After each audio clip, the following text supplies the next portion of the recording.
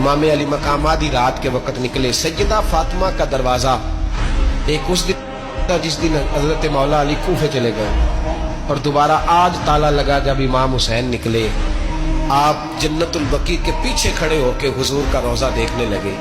اس وقت گنبد تو نہیں ہوتا تھا, روضہ دیکھنے لگے. نانا تیرے کرم کے خزینے کی خیر ہو, میں جا رہا ہوں تیرے مدینے کی خیر ہو. سارا خاندان لے گئے, مکے تشریف لے گئے. حج کے ایام قریب آنے والے تھے.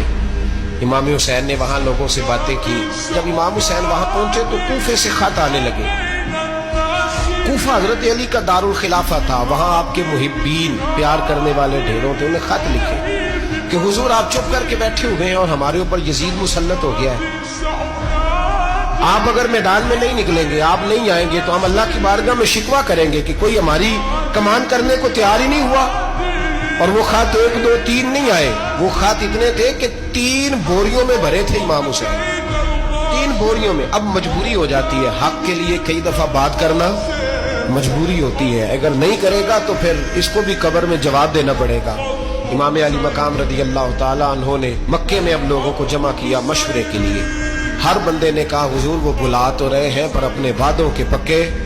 کہا حضور وہ پکے نہیں, آپ نہ جائیں. ہر بندے نے کہا حالات ٹھیک نہیں, حالات گراؤنڈ ریالٹی صحیح نہیں. یہی مشورہ آج بھی ہر بندہ دیتا ہے, ابھی حالات نہیں. اتنے خراب حالات کبھی نہیں ہوئے تھے جتنے امام حسین کے دور میں تھے. لیکن فرمایا میں دین کے خلاف غلط حکمران کو مسلط ہونے کی اجازت, بول کے بتائیے, بول کے, غلط حکمران کو مسلط ہونے کی اجازت, مزاحمت کروں گا, مخالفت کروں گا. امام کہنے لگے کوئی بات نہیں, وہ میرے ساتھ چلے نہ چلے لیکن میں کوفے جاؤں گا.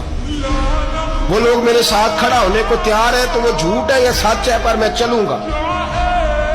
جب امام علی مقام نے اصرار فرمایا تو جو آپ کے قریبی صحابہ کرام کی اولادیں تھی ساری, یہ بھی اب بیماری ہے. کچھ لوگ کہتے ہیں جی صحابہ نہیں ساتھ چلے, تو میں کہتا ہوں اہل بیت نبوت کے تو کل افراد 21 تھے, تو 72 میں باقی اولادیں کس کی تھی؟ وہ ساری صحابہ کی اولادیں تھی. وہ سارے, پتہ نہیں کیوں اس طرح کا فلسفہ بیان کیا جاتا ہے جس میں حالات خراب ہو.